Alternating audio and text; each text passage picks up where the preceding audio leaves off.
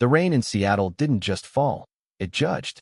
It was a relentless, gray curtain that draped over the redwood cemetery, turning the manicured lawns into a sodden marsh.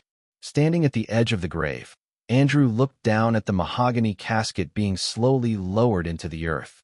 Inside lay Elena, the only woman who had ever truly seen him. At 70, Andrew's back was still straight, his silver hair neatly combed back, but his eyes were hollow. For 40 years, he had been the shadow behind the sun. Elena had been the face of Vanguard Realty, the billionaire mogul who transformed the city's skyline. Andrew had been the architect of her peace, the man who managed the chaos so she could shine. When they married 40 years ago, the whispers had been venomous. Andrew was 30, a penniless immigrant architect. Elena was 40, a wealthy widow with a burgeoning empire and 2 young children. The world called him a trophy husband, a gold digger, and a calculating parasite. He had ignored them all. He had spent 4 decades proving his love through silence and service, building a life of quiet devotion while raising Elena's children, Mark and Sarah, as if they were his own blood. As the first shovel of dirt hit the wood with a hollow thud, Andrew felt a hand on his shoulder. It wasn't a comforting gesture. It was a shove. "It's time to move, Andrew," a cold, sharp voice whispered. Andrew turned to see Mark, now 45, and wearing a suit that cost more than Andrew's first house. Mark's face, once that of a boy Andrew had taught to ride a bike, was now a mask of corporate steel. Beside him stood Sarah, her arms crossed, her eyes hidden behind dark designer sunglasses. "The service isn't over, Mark," Andrew said softly, his voice raspy from days of grief. "For you." "It is," Sarah interjected. Her voice was devoid of the warmth she usually reserved for the cameras. "The lawyers have finished reviewing the preliminary filings. We're heading back to the penthouse. You aren't invited." Andrew frowned, a cold dread settling in his stomach that had nothing to do with the rain. "Elena's will. She was very clear, Sarah. We discussed this. The estate, the company management, it was all mapped out." Mark let out a short, jagged laugh that sounded like breaking glass. "Map all you want, old man. But we've been running the day-to-day operations for 10 years while you were busy playing nurse to our mother. We have the board. We have the connections. And most importantly, we have the evidence." "Evidence of what?" Andrew asked, his heart hammering against his ribs. "Of your undue influence over a dying woman," Mark sneered, stepping closer until he was inches from Andrew's face. "You lived off her for 40 years. You took the penthouse, the cars, the prestige. But Mother was confused at the end. She didn't know what she was signing. We've already filed an injunction to freeze your inheritance. Every penny of that 2/3 share is contested." Andrew looked at his stepchildren in disbelief. The betrayal felt physical, a blade plunged into a wound that was already bleeding from Elena's death. "I loved your mother. I built that company with her. Every skyscraper, every development project, I drew the lines while she secured the funding. I was your father when your biological one was a memory. You were a paid employee who slept in her bed." Sarah spat, her voice rising. "Everyone in this city knows you married for the checkbook. Now, the bank is closed." Mark reached into his coat and pulled out a single, thin leather suitcase. He dropped it at Andrew's feet. It landed in the mud with a splash. "What is this?" Andrew asked. "Your things," Mark said flatly. "The locks on the penthouse were changed an hour ago. The security team at the office has been instructed to escort you off the premises if you show up. You have no standing, Andrew. No blood. No name. Just a suitcase and the mud." The crowd of mourners, board members, socialites, and distant relatives began to filter away, casting sidelong glances at the trio. They saw the gold digger finally being put in his place by the rightful heirs. No one stepped forward to defend him. In high society, perception was reality, and the perception was that Andrew's luck had finally run out. "You're making a mistake," Andrew said, his voice regaining a strange, haunting calm. It wasn't the calm of a man who was defeated. It was the calm of a man who knew a secret the others hadn't even begun to suspect. "The mistake was letting you stay in our lives this long," Mark replied. He turned his back on Andrew, signaling Sarah to follow. "Enjoy the rain, Andrew. It's the only thing you own now." Andrew stood alone as the black SUVs rolled away, their tires kicking up gray slush. The cemetery became a tomb of silence. He looked down at the mud-stained suitcase. He didn't open it. He knew what was inside. A few changes of clothes and his old drafting tools. He reached into his pocket and felt the cold, jagged teeth of a key. It wasn't the key to the multi-million-dollar penthouse or the glass-walled office overlooking the harbor. It was a rusted iron key to a small, two-bedroom cottage on the outskirts of the city, the house he and Elena had bought with their first joint commission 40 years ago. It was the only property that had remained in his name alone, a sentimental relic Elena had insisted he keep, just in case the world gets too loud. He picked up the suitcase. His joints ached, and the cold was beginning to seep into his bones, but he didn't stumble. He walked past the rows of white crosses and expensive monuments, out through the iron gates, and toward the bus stop. As he sat on the hard plastic bench, waiting for a bus that would take him away from the empire he helped build, he reached into his inner vest pocket. His fingers brushed against a small, rectangular object, a simple silver USB drive. Elena had given it to him 6 months ago, during her final week of lucidity. Her hand had been trembling, her eyes bright with a mixture of love and warning. "Andrew," she had whispered, "they are my children, but they are consumed by the world I built. They see the gold, but they've forgotten the ink. If they choose greed, if they forget who you are, give them the silence they deserve." At the time, Andrew hadn't understood. He thought it was just the rambling of a tired soul. But as he sat in the gray light of the bus station, watching the city lights flicker on in the skyscrapers he had designed, he finally understood. The children had taken the buildings. They had taken the bank accounts. They had taken the name. But they had forgotten one thing. In the modern world, a real estate empire wasn't built of bricks and mortar anymore. It was built of data. Every contract, every digital title, every billion-dollar transfer required a specific, encrypted digital signature, a golden key that authorized the heart of the company to beat. Andrew looked at the USB drive in the palm of his hand. The Suns were opening champagne tonight, celebrating their victory over the parasite. They were planning the grand gala for next week, where they would sign the biggest merger in the history of the Northwest. Andrew stood up as the bus pulled to the curb. He climbed the steps, paid his fare in coins, and took a seat at the very back. He looked out the window at the rain, a thin, knowing smile finally touching his lips. Mark and Sarah thought they had locked him out. They had no idea that he was the one holding the door. The headquarters of Vanguard Realty was a monument to modern architectural arrogance. A 70-story spire of obsidian glass and brushed titanium, it pierced the Seattle clouds like a needle. On the top floor, in a boardroom that cost more to furnish than most people earned in a decade, Mark and Sarah were hosting an impromptu victory celebration.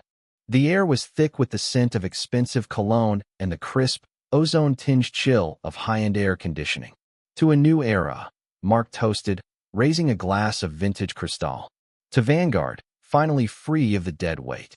A chorus of laughter erupted from the small circle of executives and lawyers. Sarah leaned against the floor-to-ceiling window, her reflection ghosting over the lights of the city below. He didn't even argue Mark. He just took the suitcase and walked into the rain. It was almost pathetic. "He knew he was beaten," Mark replied, his voice dripping with satisfied malice. The old man was a glorified caretaker. He forgot that mother was the engine, and we are the heirs to the fuel. Their triumph felt absolute. They had successfully frozen the bank accounts tied to the two-thirds inheritance Elena had intended for Andrew. They had convinced the board that Andrew was a manipulative outsider who had coerced a frail woman. By next week's grand gala, they would sign the Horizon merger, a multi-billion-dollar deal with a Japanese tech conglomerate that would triple the company's valuation. But beneath the surface of the mahogany and glass, the rot had already begun. The first sign of the collapse came on Tuesday morning. Mark was sitting in his mother's former office, enjoying the panoramic view of the Puget Sound. He was reviewing the final digital contracts for the Horizon merger. All that was required was a simple biometric and digital authorization through the company's central server. He pressed his thumb against the scanner on his desk. The light blinked green. He entered his high-level administrative password. "Access granted. Identity verified." Mark smiled. He moved the cursor to the Authorize All Transfers button. He clicked. The screen went black for a heartbeat. Then, a pulsating crimson box appeared in the center of the display. "Critical error. Master encryption key not detected." Mark frowned. He clicked Retry. Critical error. Authorization denied. Hardware token required. IT. Mark bellowed into the intercom. Get up here.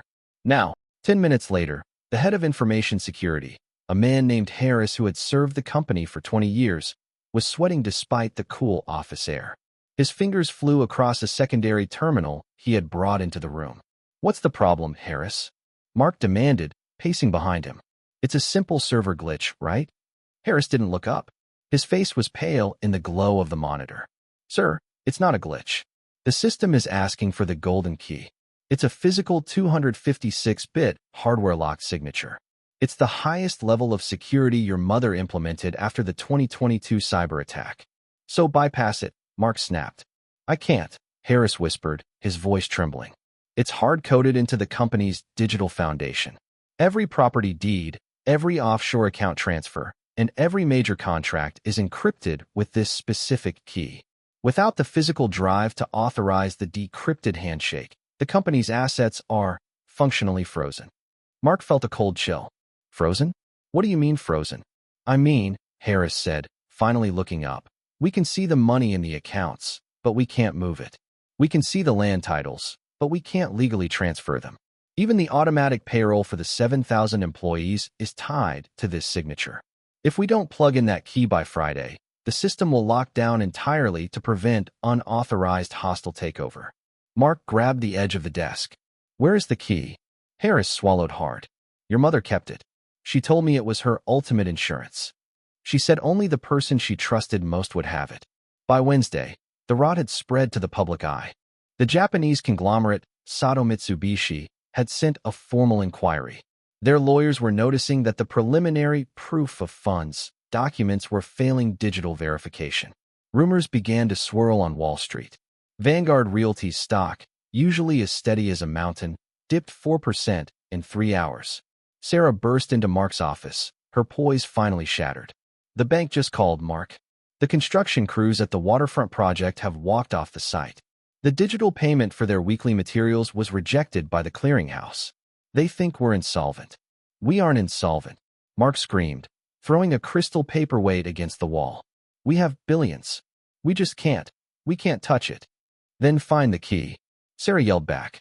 We tore the penthouse apart.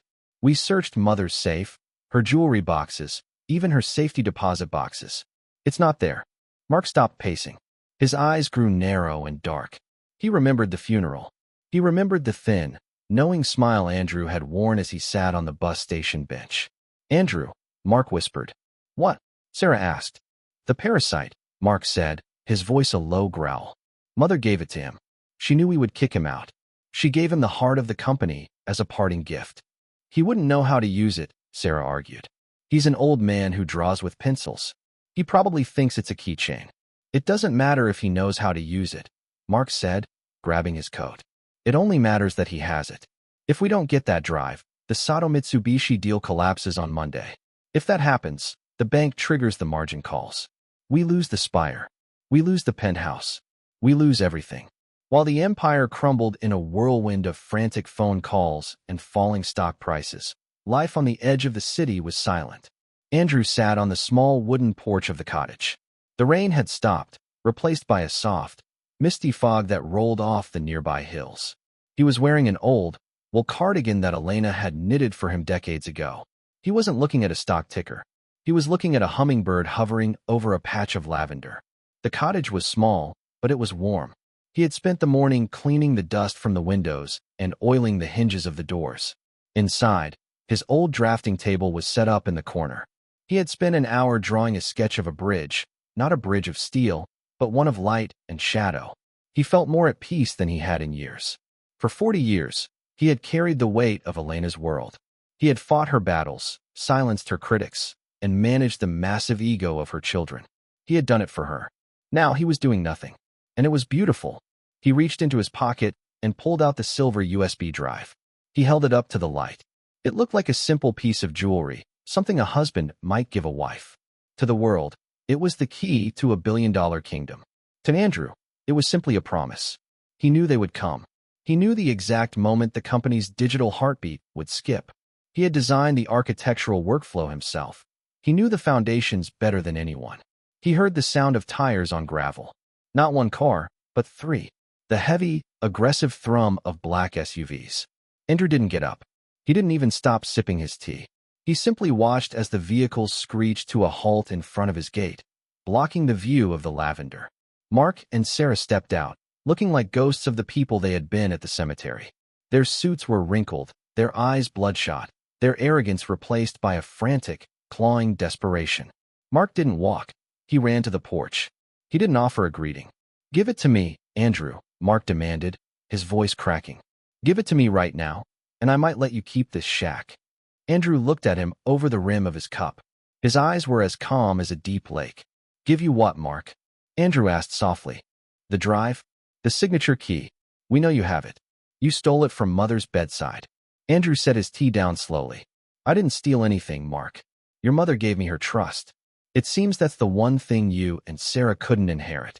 Sarah stepped forward, her voice a shrill plea. "Andrew, please.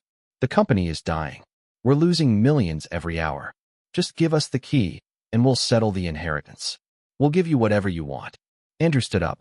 At 70, he seemed to tower over them, his quiet dignity making their frantic energy look small and ugly. "You had your chance to settle," Andrew said. "At the cemetery, you told me I had no blood, no name, and no standing. You told me the rain was the only thing I owned." He looked at the two of them, the children he had helped raise, the heirs who thought money made them invincible. "The rain is quite nice today," Andrew remarked, turning back toward his door. "I think I'll stay out here and enjoy it a bit longer." "Andrew," Mark screamed, reaching for the gate. "If you don't give us that key, I'll burn this house down." Andrew paused at the door. He didn't look back. "You can't burn down a foundation, Mark. You should have learned that from your mother." He stepped inside and closed the door, the soft click of the lock echoing like a gunshot in the silent countryside.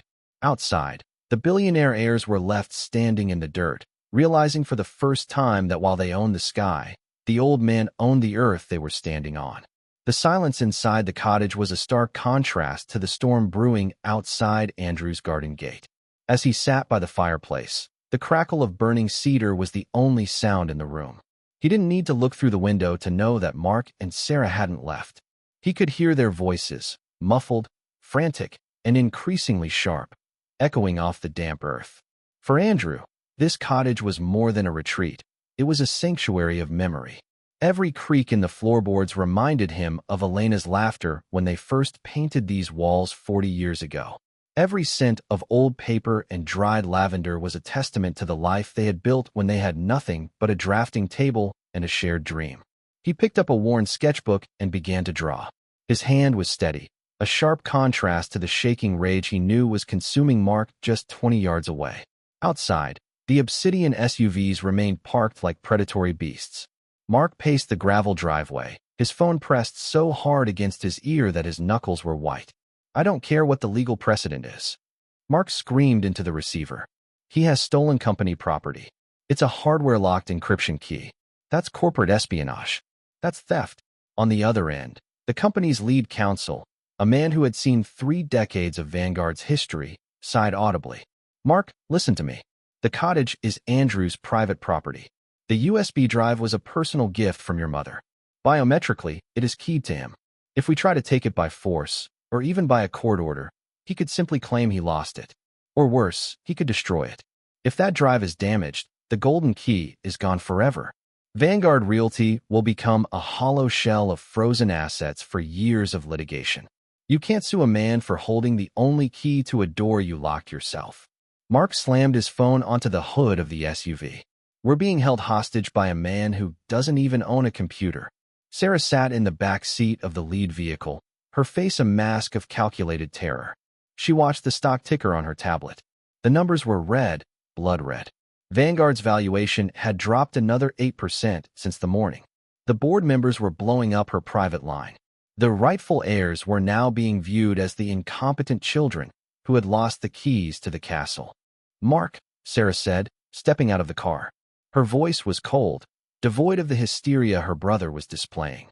"The board is meeting in 2 hours. They've called an emergency session. They know the Sato-Mitsubishi merger is in jeopardy.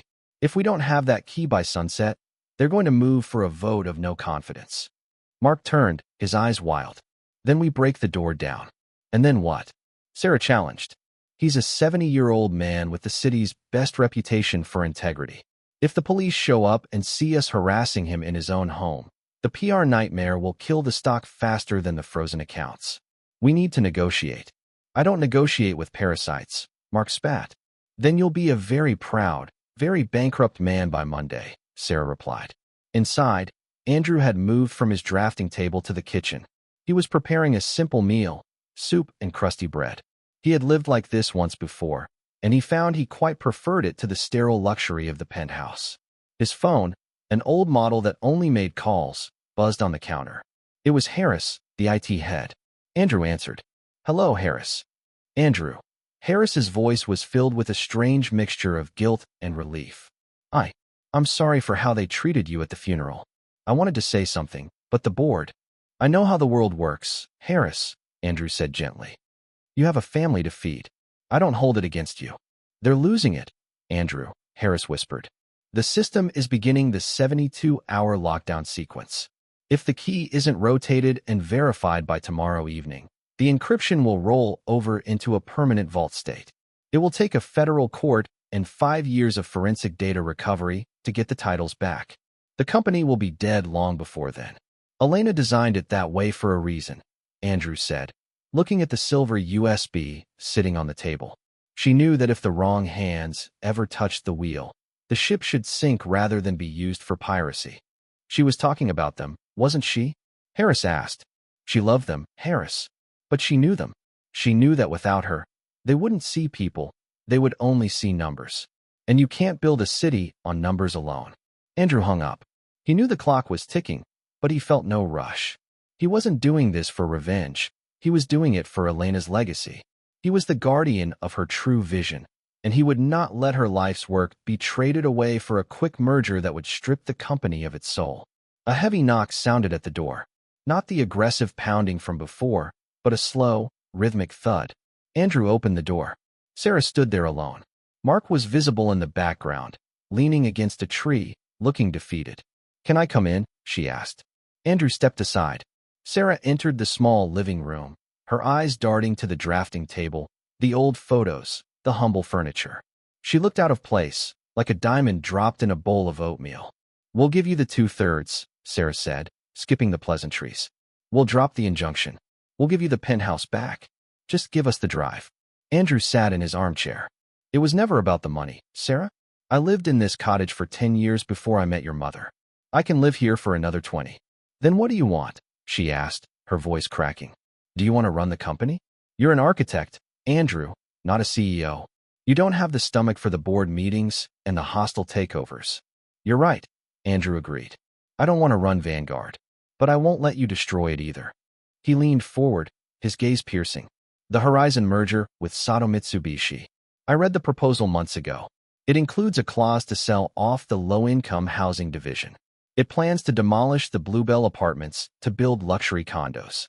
Your mother built those apartments for the people who actually run this city. The teachers, the nurses, the bus drivers. She called it the heart of Vanguard. Sarah looked away. It's a low-margin asset. It's holding the stock back. It's a promise, Andrew countered. And as long as I have this key, that promise will be kept. You want the digital signature? Here is my condition. You cancel the sale of the Bluebell division. You sign a 50-year ironclad covenant that Vanguard will never displace those residents. And you resign your positions as co-managing directors. You stay on the board, you keep your shares, but you hire a professional management firm, one I choose, to run the day-to-day. Sarah gasped. You're asking us to give up our power. I'm asking you to grow up, Andrew said. You haven't earned the right to lead Elena's company yet. You've only earned the right to profit from it. Mark will never agree to this, Sarah whispered. Then Mark can watch the empire turn to dust, Andrew said, picking up his book. The choice is yours. But the sun is going down, Sarah.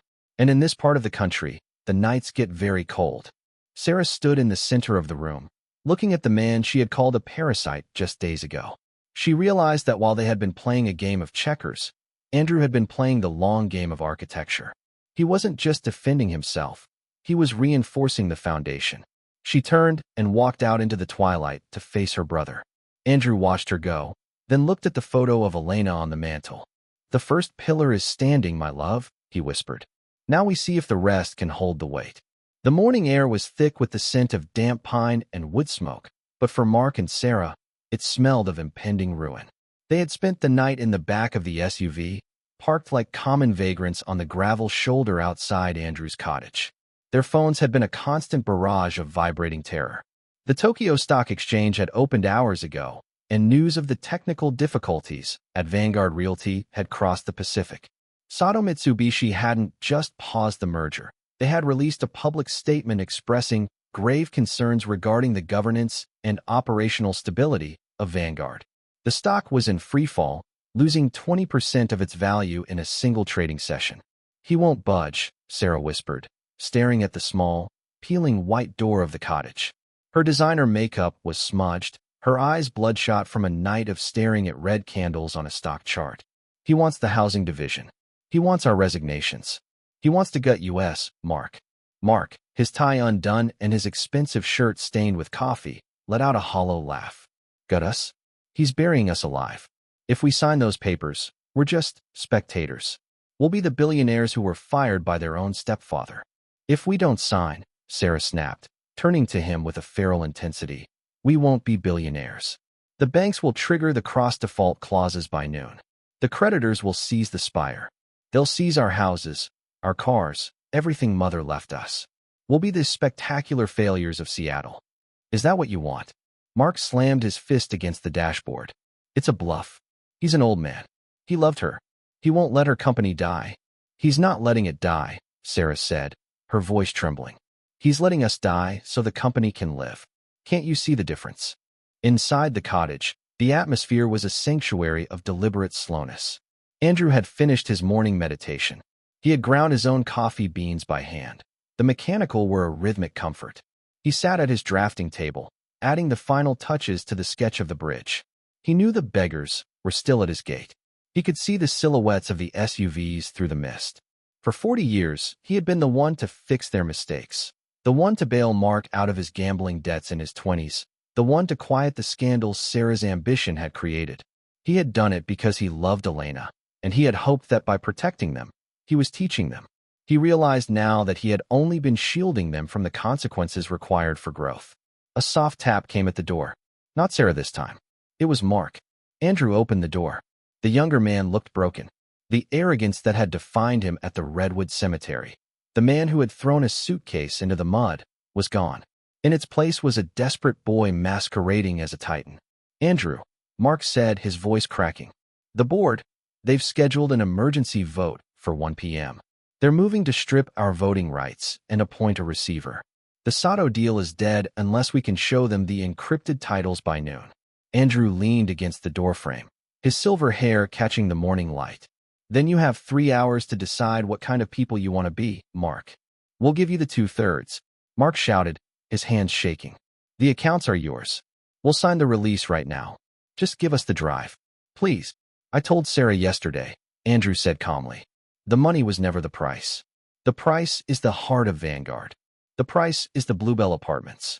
The price is the safety of the people you were willing to crush for a luxury condo project."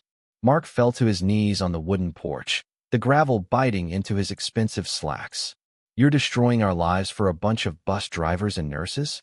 "I'm saving your mother's soul, Mark," Andrew replied, his voice dropping to a low, resonant tone. "She built those apartments when your biological father died, and we had nothing. She said that if Vanguard ever stopped caring about the people who build the city, it would just be another pile of glass. You call me a parasite, but you are the ones living off the blood of a woman whose values you clearly don't understand." Sarah walked up the steps, her face pale. She held a digital tablet in her hand. "I've drafted the covenants, Andrew. The 50-year protection for the Bluebell division. The transfer of the low-income assets to a perpetual trust." Mark looked up at his sister in horror. "Sarah, no." "Shut up, Mark," she screamed. "It's either this or we're broke by sunset." She turned back to Andrew. "And the resignations. We'll step down as managing directors. We'll keep our board seats, but the management firm, you choose them." Andrew looked at the tablet. He scrolled through the legal language. It was ironclad. Sarah was, if nothing else, a brilliant strategist when her life was on the line. And the suitcase? Andrew asked quietly. Sarah flinched. She remembered the mud. She remembered the ring. We'll make a public apology, she whispered. We'll tell the board that there was a misunderstanding regarding Mother's final wishes. We will restore your status as the architect emeritus of Vanguard. Andrew handed the tablet back to her. The public apology is for the world. But I don't care about the world. I want you to go into that garden, pick up that suitcase from my hallway, and clean the mud off it. With your own hands. Mark's face turned a deep, angry red. You want us to wash your bag? Foundations require cleaning, Mark, Andrew said, turning back into the house. I'll be in the kitchen. When the suitcase is clean and the digital signatures are ready for my biometric verification, we can talk about the USB. For the next hour, the heirs of Vanguard performed an act of penance that would have shocked the city. Mark and Sarah, the two most powerful real estate moguls in the Northwest, sat on the porch of a tiny cottage, using bowls of water and old rags to scrub the dried redwood cemetery mud from a cheap leather suitcase. Passers-by on the rural road slowed their cars, confused by the sight of two people in $5,000 suits performing manual labor in the dirt. Mark worked in silence, his jaw set. Sarah worked with a grim, focused efficiency. They weren't just cleaning a bag. They were scrubbing away the last of their illusions. They realized that Andrew didn't want their money, their penthouse, or their prestige. He wanted them to feel the weight of the earth. He wanted them to remember where they came from. When the suitcase was pristine, Andrew stepped back onto the porch. He looked at the bag, then at the two exhausted, humbled adults sitting at his feet. Good, Andrew said. He reached into his pocket and pulled out the silver USB drive. Harris is on standby, Sarah said, her voice hollow. The board meeting starts in 40 minutes. If you authorize the key now, the system will unlock. The Sato Mitsubishi handshake can proceed. Andrew looked at the drive. This key authorizes the merger, but it also authorizes the trust that protects the Bluebell residents. Remember that, Mark. Remember that, Sarah. If you ever try to circumvent that trust, the digital signature will revoke itself. I've had Harris hardcode that into the architecture. He plugged the drive into Sarah's tablet and pressed his thumb against the sensor. Authorization encrypted. Master key verified. Vanguard Realty unlocked. The tablet chimed. Across the city, in the Obsidian Spire, the IT screens turned from red to green. The digital heartbeat of the empire began to throb once more. Go, Andrew said. You have a company to save, and a resignation to announce. Mark stood up, his legs stiff. He looked at Andrew, searching for a sign of triumph. But he found only a weary kindness. You really didn't want the money, did you? I had 40 years with the woman I loved, Andrew said, picking up the clean suitcase. That's more wealth than both of you will ever understand. As the SUVs roared away, racing back toward the city to meet the board, Andrew walked back into his house. He placed the clean suitcase in the closet. He wouldn't be needing it.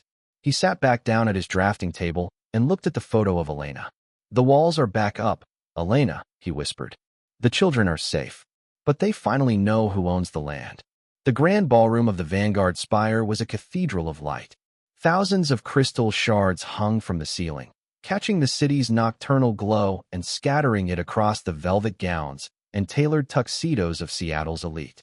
Tonight was supposed to be the coronation of Mark and Sarah, the evening they would officially sign the Sato Mitsubishi merger and cement their status as the new titans of the Pacific Northwest. But as the orchestra played a soft, sweeping waltz, the atmosphere was not one of triumph. It was one of suffocating tension. Rumors of the near collapse had leaked. Every guest in the room knew that the company had been hours from a permanent deep freeze. They knew the stock had only stabilized because of a mysterious, last-minute authorization. Most importantly, they saw the empty chairs at the head of the table. Mark and Sarah were not in the room. They were in the wings, standing behind the heavy velvet curtains of the stage, watching Harris and a team of external auditors finalize the digital trust transfers Andrew had demanded. It's done, Sarah whispered, her voice sounding like dead leaves. She looked at her reflection in a silver platter. She looked older. The frantic scrubbing of the suitcase earlier that morning had left her hands raw and her spirit hollowed out. The Bluebell Trust is live. The resignation letters are on the wire. We are no longer the heads of Vanguard. Mark didn't even look at her. He was staring at the podium on the stage. He's here, isn't he? He arrived 10 minutes ago, Sarah replied. He didn't use the VIP entrance. He walked through the front door with the residents of Bluebell. The music stopped. The lights dimmed, focusing a single, brilliant beam on the center of the stage. Mark and Sarah stepped out into the light. The silence that greeted them was deafening. There was no standing ovation. There was only the collective, judgmental stare of a board of directors and a city that had watched them almost gamble away a legacy. Mark cleared his throat, the sound echoing through the high-tech speakers. "Ladies and gentlemen," he began, his voice devoid of its usual booming authority. "Tonight was meant to celebrate a merger, and while that merger will proceed, it will do so under a new vision, one that honors the true foundation of this company." He hesitated, his eyes scanning the front row. There sat Andrew. He wasn't wearing a designer tuxedo. He wore the same charcoal suit he had worn to Elena's funeral, but now it was clean, and his posture was that of a man who carried no weight upon his shoulders. Beside him sat a group of elderly residents from the Bluebell apartments, the people Mark had called margin drags only 48 hours ago. For 40 years, Sarah took over, her voice trembling but clear. Our mother, Elena, had a partner, a man the world often overlooked, and a man we deeply misunderstood. Andrew was never a guest in our mother's empire. He was its architect, not just of its buildings, but of its integrity. A murmur rippled through the crowd. This was the public penance Andrew hadn't asked for, but Sarah knew was necessary to save the stock. "We are announcing our resignations as managing directors, effective immediately," Sarah continued, the words visibly costing her every ounce of pride. "Vanguard Realty will move forward under professional management, overseen by a charitable trust. And the first act of that trust is the permanent protection of the Bluebell Housing Division." The board members looked at each other in shock. The parasite had won. The gold digger had stripped the heirs of their crown without firing a single shot or spending a single dollar. He had used the only currency that mattered, the truth Elena had left in his care. "We would like to invite Andrew to the stage," Mark said, his head bowed. Andrew stood up slowly. He didn't rush. He walked to the stage with a calm, rhythmic stride. When he reached the podium, Mark and Sarah stepped back into the shadows, literal and metaphorical. Andrew looked out at the sea of wealth and power. He didn't see the billions. He saw the city. "Elena didn't build this company for the skyline," Andrew said softly, yet his voice filled every corner of the room. "She built it for the people who look up at the skyline and hope for a better life. A building is just stone and glass if it doesn't house a soul." He reached into his pocket and pulled out the silver USB drive. He held it up for everyone to see. "This is the signature of Vanguard. It is now part of the public trust. It belongs to the city now. Not to me. Not to the heirs. To the promise." He didn't stay for the questions. He didn't stay for the champagne or the networking.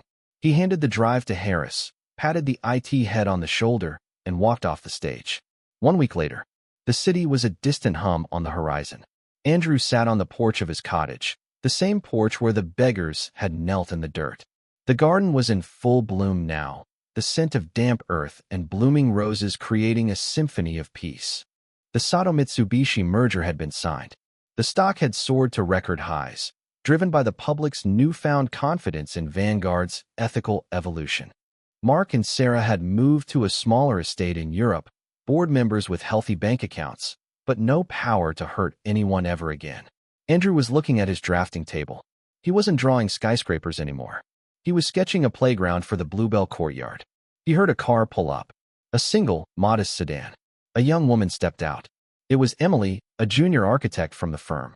She had been the only one who had sent him a card after the funeral, a simple note that said, "I always admired your lines, Andrew."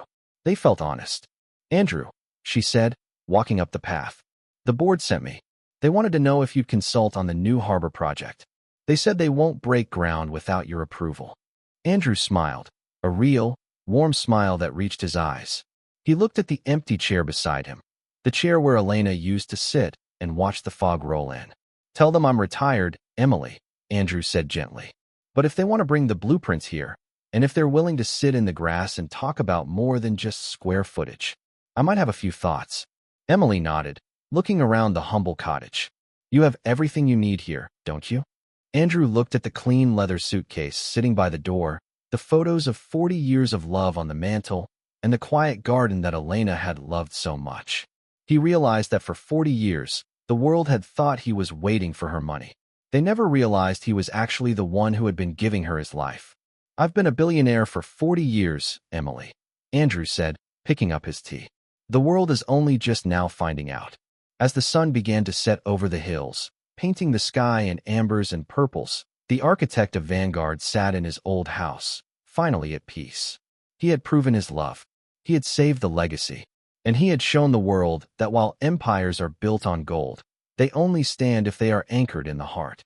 The old man closed his eyes, listening to the birds. The rain had passed. The storm was over. Andrew was finally home.